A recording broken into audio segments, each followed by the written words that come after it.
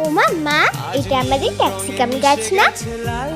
হ্যাঁ, এটা তো ক্যাপসিকাম গাছ। দেখো আমাদের ক্যাপসিকাম গাছে ক্যাপসিকাম হয়ে গেছে। না, এবার ফুল এসছে, এখান থেকেই তো ফলটা হবে। তাই নাকি মা? এখনো হয়নি। দেখো তো এবার হয়েছে কিনা।